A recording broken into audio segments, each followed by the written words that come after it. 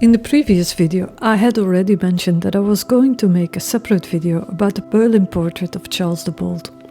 This is probably his best known portrait. It was painted by Rogier van der Weyden, I assume in Brussels. This is where his studio was and where the Duke of Burgundy, Philip the Good, had a palace. Charles, who was not yet Duke at that time, resided regularly in Brussels between 1459 and 1462. The portrait we are going to talk about has been in Berlin for at least the past 2 centuries. Not long before the pandemic, I made several studies and versions of the portraits of Philip the Good, of Anthony of Burgundy and of Philip of Croy, made by Rogier over the studio. Because of the stern gaze of Charles the Bold in his portrait, I had left him aside, but after a while I got a bit tired of Philip and Anthony. I had a plank of about the right size lying around and I got to work. However, I got stuck in the process and the portrait has been standing unfinished on a bookcase for quite some time now, actually since the pandemic. I simply wasn't able to determine what exact color the hair and the background are. The same goes for the jacket. Is it black or more of a purplish brown? Now, I had already seen quite a few paintings by Rogier van der Weyden in real, but not the Berlin portrait. There are plenty of pictures to be found online, but most of them are heavily edited. The one that comes closest to the original one is this high-resolution picture where you can already see the painting has some issues. But it's not quite the same as seeing it in real life, and I gradually began to think about the trip to Berlin. But by chance an excellent opportunity arose to see it in a location much closer to home, as it was part of an exhibition about the Burgundians at the Limburgs Museum in the Netherlands. In November we took a short trip to Venlo. I've already made a video about the rest of the exhibition, but today we're going to have a closer look at the portrait. Before we get there, I will give a brief history and description of the portrait. The portrait is painted in oil on a single panel of Baltic oak. According to scientific research, the most recent growth ring dates from 1436. Depending on the source, the panel measures about 50 by 32 centimeters. I assume that is without frame. It's not entirely clear when the portrait was painted, but it was before the death of Rogier in any case. Rogier died in 1464. In the portrait, Charles appears to be about 25 to 28 years old, so a manufacturing date of around 1460 seems reasonable. The general consensus is that the Berlin portrait is not an original by Rogier himself, but a copy made by his workshop. In the inventories of his granddaughter Margaret of Austria, there is a portrait of Charles listed that seems to correspond to this one. The description, however, does not match the Berlin painting exactly, so it's not quite certain whether it's the same work. In the 1800s, the Berlin portrait belonged to the royal collection of Prussia. In this way, it entered the royal museums in the 1820s. At that time, it was still thought to be a portrait of John of Cleves by Cranach. Much has been written in the past about the identity of the sitter. The identification cannot be proven with 100% certainty unless there is something interesting on the back of the panel, but I have not yet seen that. The identification is based solely on circumstantial evidence. The fact that the sitter is wearing a collar of the Order of the Golden Fleece does limit the possible candidates. There is also an early 16th century manuscript with ordinances of the Order of the Golden Fleece, and this one contains a miniature of Charles the Bold, which is likely based on the painting by Rogier. Another important means of identification is the liège reliquary. In the payment to Loyer the goldsmith, the description is rather vague and does not mention that it has to represent Charles, but in payments of other similar statues, this is specified. Charles had a habit of donating images of himself as votive offerings. If we compare the statuette with the portrait, the likeness is obvious. There is also at least one miniature in one of Charles the Bold's prayer books, which has an image of him almost identical to the Liège reliquary. The chronicler Georges Chastelain, who knew Charles personally, describes Charles as follows. Somewhat paraphrased. He was not as tall as his father. His shoulders were rather broad and hunched forward. He had good legs and sturdy thighs, long hands and elegant feet. He was not too heavy, he was agile and suited to hard work. These are things we cannot really check in this portrait.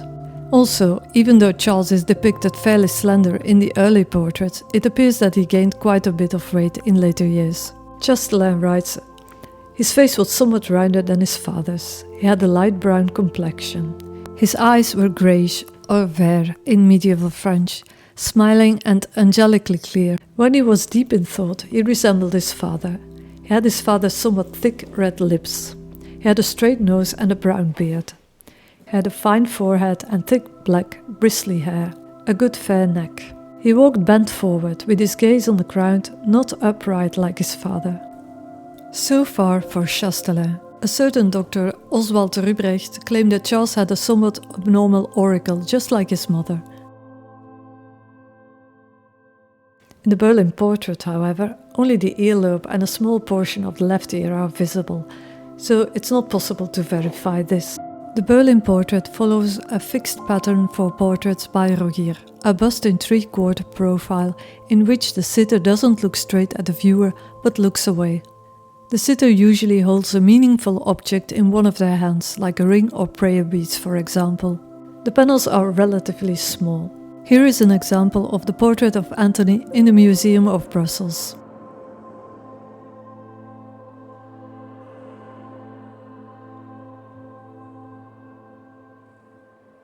Now let me place his father and his half-brother next to him for comparison. Let's move to Venlo. The panel was in a separate compartment in the exhibition room, opposite the reliquary shrine of Liège. I didn't take many normal photographs because I mainly wanted to study the panel.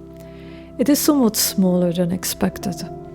I wish I had taken a measuring tape with me, but I guess they wouldn't have let me use it anyway. The painting is protected by a glass plate and it was in a glass cage, which caused a lot of glare. I found no information about the frame so far. The painting is not as dark as the one of Anthony in Brussels and certainly lighter than some copies online. It looked rather yellow in Venlo, and I do not know to what extent the lighting in the museum affected this, or the reflection of the very shiny Liège reliquary that was placed nearby, or the varnish. I read somewhere, I no longer remember exactly where, that the panel is very worn in some areas. In the photographs on the internet, this is not so obvious. In real life, however, it's very noticeable, especially on the lower part of the face. In real life, you can also clearly see how thick the paint is and how cracked it is. It's very similar to the other portraits by Rogier. The background is blue-green, more blue than green. I don't know in how much the color has changed over time in these portraits. It can be compared with the background in the portraits of Philip and Anthony, and it is lighter than the portrait of Froment. The background of the Croix portrait is green, however. Back to the portrait of Charles. The head is quite round. In the other portraits by Rogier I mentioned, the men wear their hair in a sleek bowl cut, as was fashionable around 1450-1460. Charles's hair is thick, curly and rather untamed, just like the description by Chastelin. But there's a difference, it's not black in the picture, but a dark brown with some highlights. Also striking is the frown between his eyebrows. This frown is also very visible in the Liège reliquary. His eyebrows are a bit bushy. His father, Philip the Good, was notorious for having bushy eyebrows, so maybe he got them from his father. The eyes in the painting are blue-grey. I wouldn't describe them as laughing and angelical as Chastelin did though.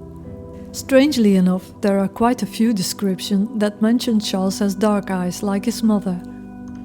This we can see in the Dijon portrait, for instance.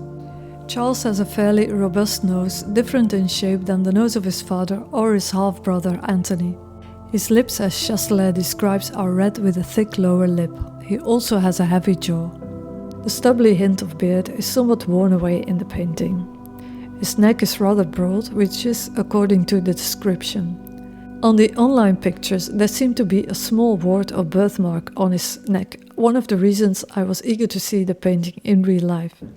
On closer inspection on site, the bump seems to be just a blob of flesh-colored paint. I mention this because Philip seems to have had some warts or birthmarks on his face. The shoulders of Charles don't seem to bend forward in the picture, and they are very broad. No doubt the jacket with puffed sleeves plays a big role in this, plus Rogier would have made the portrait more flattering. For the painting one needs to comprehend how the layers of clothing work. Charles is wearing all black, so it seems like one item of black clothing with a white shirt underneath, but this is not the case. First he wears a white shirt. above that a PowerPoint with a high collar and probably V-shaped at the back.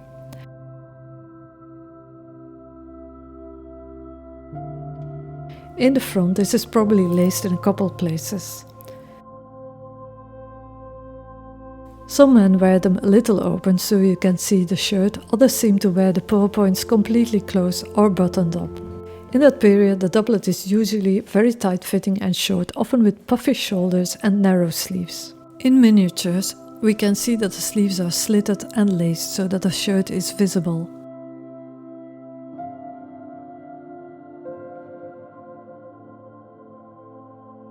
The leggings are laced to the PowerPoint. In this painting by Dirk Bouts, you can see it in the executioner's jacket. The back laces are untied here. I read somewhere that this is on purpose, otherwise the executioner would rip his pants while swinging his sword.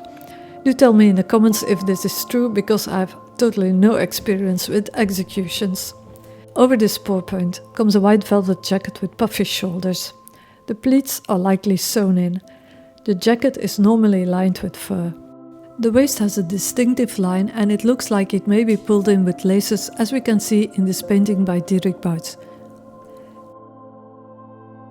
Another possibility is a small belt, as we can see in this portrait of a tournament judge after a year or by a follower of him. Here are some observations on the jacket in the painting. It could be knee length, as we can see in other miniatures.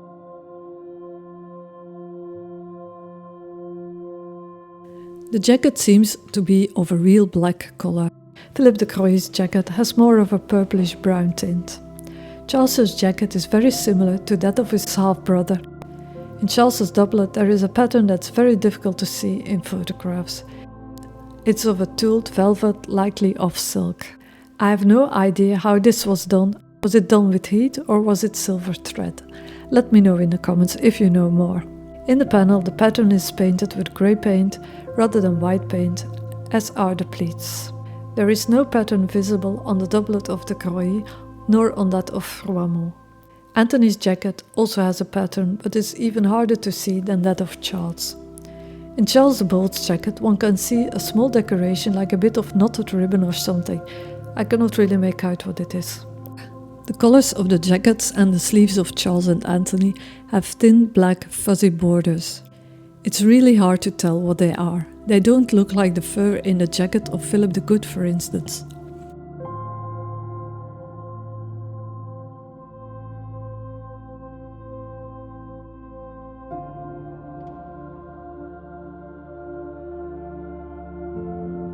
In Francesco d'Este's portrait by Rogier, we can see a similar thin border on the collar. The lining looks like it's made of fabric. It's hard to tell if his sleeves had slits. On paintings one can see all sorts of variations. Sometimes the slits were in the back, sometimes in the front, sometimes none are visible. On the painting of Philippe de Croix the slit is very visible.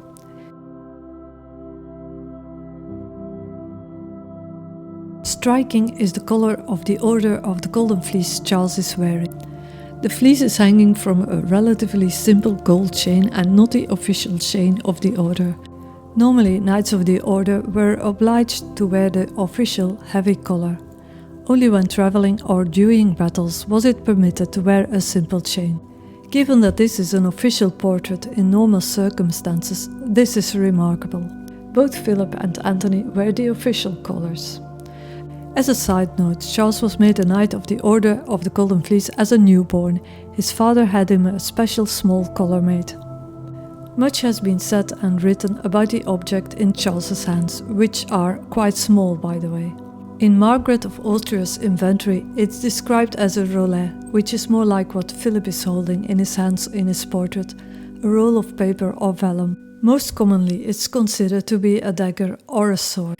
The handle doesn't look like a regular sword handle you see in other paintings, but it also looks quite large to be that of a dagger. Philippe de Croix seems to have something similar at his side in his portrait. If you compare it with swords and daggers in other paintings by Rogier, it could be this type of dagger.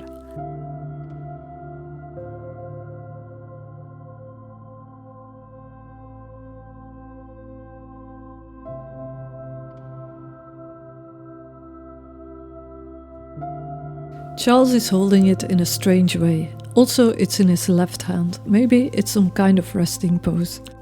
As I mentioned before, it was not possible to see the back of the painting, which is a bit of a shame. From a little distance, and this was already clear in the online pictures, and maybe the reason why I was struggling with the copy, is that the proportions look a little off. Before I started the copy, I did some reading about what pigments Rogier used and his way of painting. Now, a lot of these pigments are no longer available or too toxic, so I'm going to try and use the closest alternative. The wood I'm using is a poplar panel. This is more of an Italian thing, but that's what I had lying around. After some remeasuring, the panel turns out to be not quite the correct size, so maybe it's better to start from scratch, but that's not for now, and we'll see how that goes.